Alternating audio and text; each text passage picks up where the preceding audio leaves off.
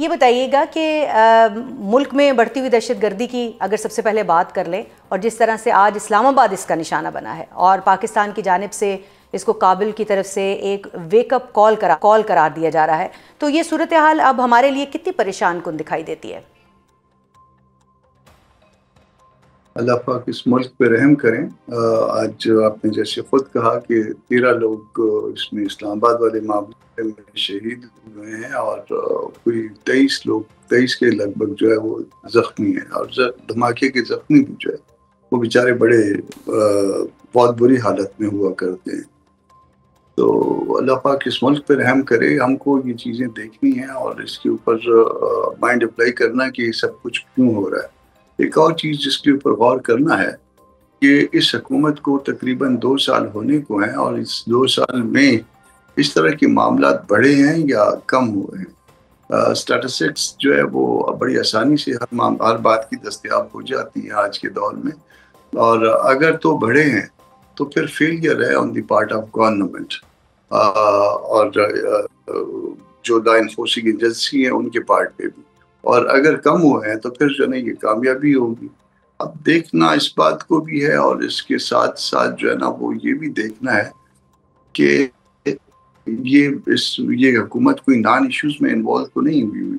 اور صرف اپنی بقا کے معاملے کو لے کے تو نہیں چل رہی۔ اگر ایسا ہے تو پھر اس کو بھی ایڈریس کرنا ہے، اس کو بھی اٹینڈ کرنا ہے۔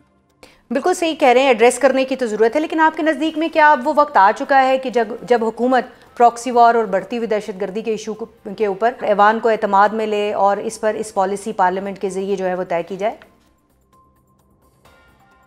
اس بات کو ریپیٹڈلی کہا گیا، یہ آج اس وقت جو ہے نا وہ بلوچستان سے تقریباً تمام رابطے جو ہے وہ منقطع ہیں اس وقت، اور جب ایک صوبے سے جو کہ آپ کا 42-43% حصہ ہے، آپ کے رابطے منقطع ہو جائیں، اور اگلے 2 دن میں مجھے امید نہیں ہے کہ بائی ایئر بھی جو ہے نا وہاں پہ جایا جا سکے، تو یہ پھر صورتحال جو ہے یہ الارمنگ ہے۔ اس کے باوجود یہ انسسٹ کرنا کہ نہیں یہ غلط ہم نہیں ہیں، کوئی اور ہے غلط، تو یہ رویہ بھی درست نہیں ہے۔ پارلیمان کو اعتماد میں لیا جائے، گو کہ یہ پارلیمان پہ خود بھی ایک سوالیہ نشان موجود ہے کہ اس کی لیجٹمیسی کے حوالے سے۔ تو اس کے باوجود چونکہ اس پارلیمان میں اب ہم بیٹھے ہیں سارے ان سوالات کے باوجود، تو ان کو کبھی جو ہے نا اگر تکلف کر لیں کہ اس کو اعتماد میں لیں، اور کبھی یہ بھی تکلف کر لیں کہ وہ رائے جو پارلیمان دے اس کو امپلیمنٹ کیا جائے، تو ہو سکتا ہے کہ ایڈمیسن بدلی کرنے سے کوئی حالات بہتر ہو جائیں۔ سینیٹر صاحب، کیا آپ کے وہ سینیٹر احمد خان صاحب جنہوں نے ووٹ دیا ہے حکومت کو، انہوں نے تکلف کیا بتانے کا کہ کیوں ووٹ دیا ہے؟ ان کو جس طرح سے اس کے بعد پہلے جب لایا گیا، یہ دیکھیے کہ یہ بھی ایک اپنا جبر ہے تاریخ کا، کہ جس طرح سے پروٹوکول میں ان کو لایا گیا، جن لوگوں نے لایا وہ ویڈیو آپ نے بھی دیکھ لی ہوگی، اور جس طرح سے وہ گئے،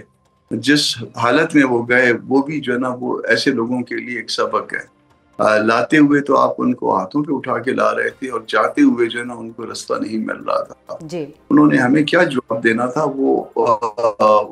یہ ایشو جو ہے وہ مومنٹ مولانا صاحب کے علم میں آیا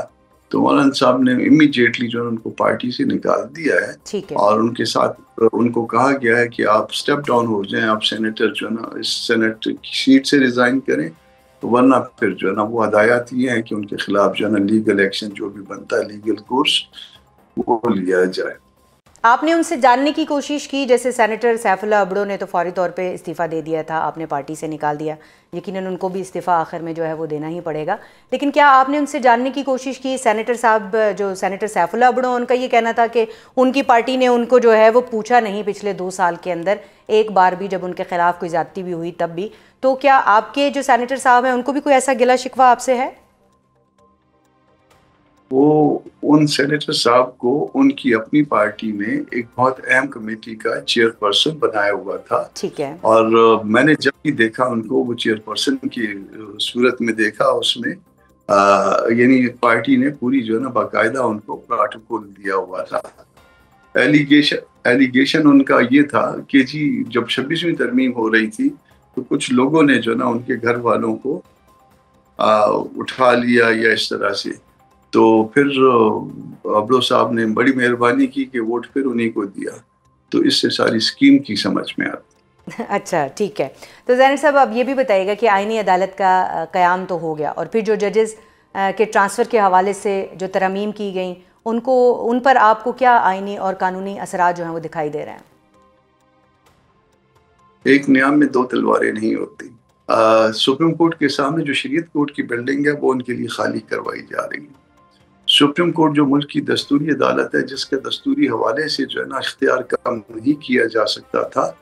اس اختیار کو جو ہے وہ کم کیا گیا۔ سپریم کورٹ کے جج کی عمر 65 سال تک ہوگی، ان ججوں کی عمر جو ہے وہ 68 سال تک ہوگی،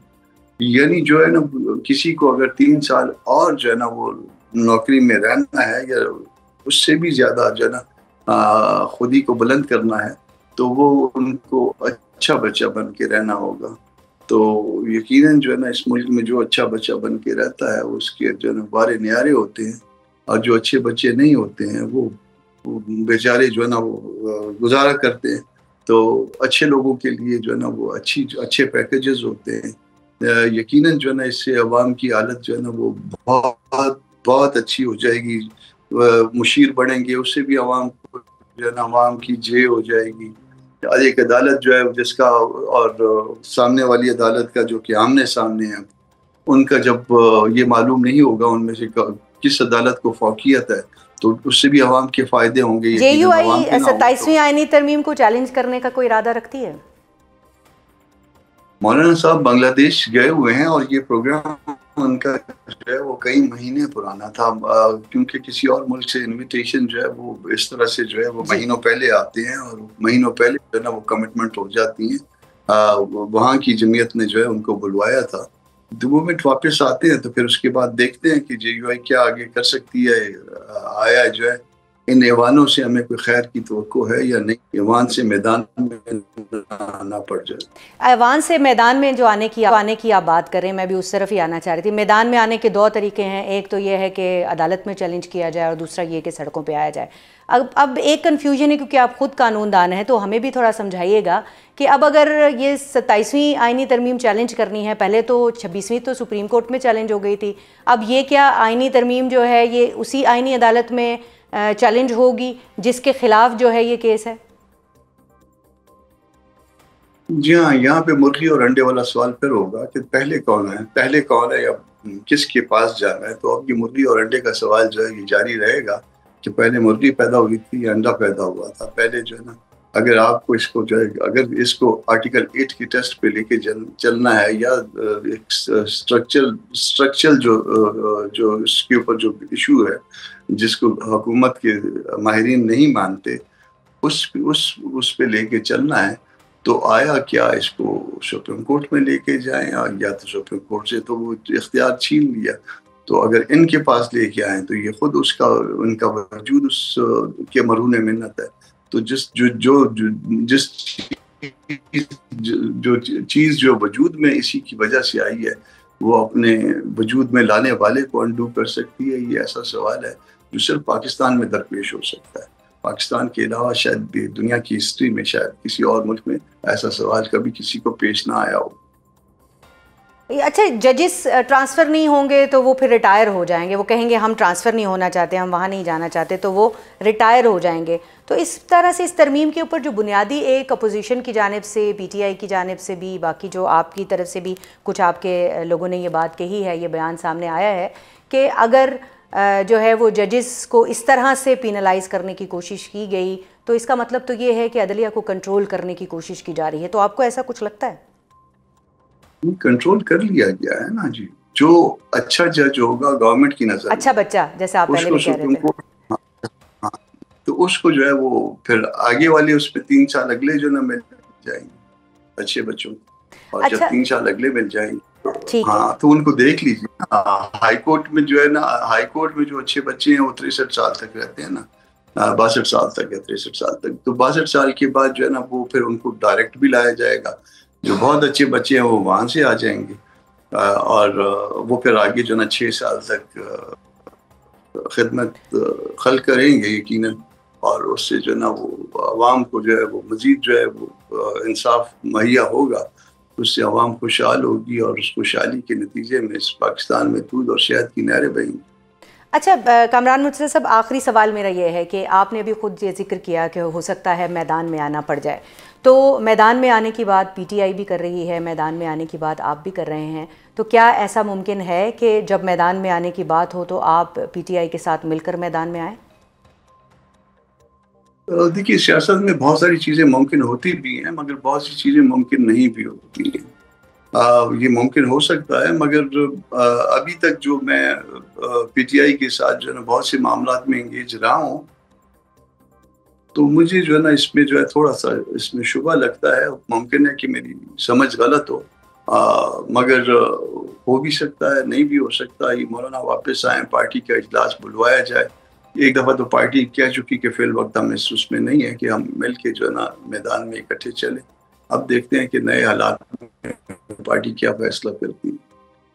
ٹھیک ہے، پارٹی فیصلہ کرے گی، لیکن ایک سوال یہ بھی جو ہے وہ تواتر کے ساتھ اٹھ رہا ہے کہ اب جب کہ مولانا فضل الرحمان کو اور ان کی پارٹی کو جو ہے وہ سینٹ میں کیونکہ ووٹ ضرورت نہیں تھے تو ارریلیونٹ جو ہے وہ قرار دیا گیا، خود جو حکومتی رہنما ہیں ان کی جانب سے قرار دیا گیا، ہم نے آپ سے بھی یہ سوالات کیے، اس کے بعد اب قومی اسمبلی میں بھی ہمیں دکھائی دے رہا ہے کہ کوئی مشاورتی عمل نہیں ہے، کچھ نہیں ہے، تو کیا مولانا فضل الرحمان کسی مقام پر آ کر جو ہے، اور ایسی کوئی گفتگو چلی ہے کیا کہ تحریک تحفظ آئین پاکستان موومنٹ جو کہ اچکزئی صاحب کی موومنٹ ہے اس کو جوائن کر لیں؟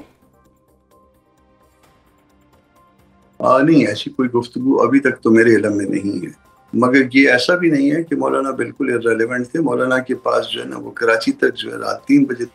تک لوگ بیٹھے رہے، جب وہ جا رہے تھے دبئی کے لیے فلائی کرنا تھا انہوں نے، اور پھر دن بنگلہ دیش کے لیے ایک ایک رات میں 2 3 ملاقاتیں بڑے اہم شخص نے کی۔ پھر اس کے بعد جب وہ چلے گئے تو پھر ان کے بھائیوں سے ہم سے پھر جو ہے نا وہ پھر بھی ملاقاتیں چلتی رہیں ایک دن پہلے تک، مگر 26ویں ترمیم کے بعد جو ہے ان حلقوں نے اپنا ملاقاتیں کرتے رہے، لیکن آپ کو وہ انہوں نے مسودہ نہیں دکھایا؟ نہیں، وہ تو پہلے بھی نہیں دکھاتے تھے، مگر 26ویں ترمیم میں جو ہے جو چیزیں طے کی تھی اس باتوں ان ساری چیزوں کو انہوں نے ریورس کیا۔ تو جب کوئی اپنا اعتبار کھو دے، اپنا اعتماد کھو دے، تو پھر بات ختم ہو جاتی ہے۔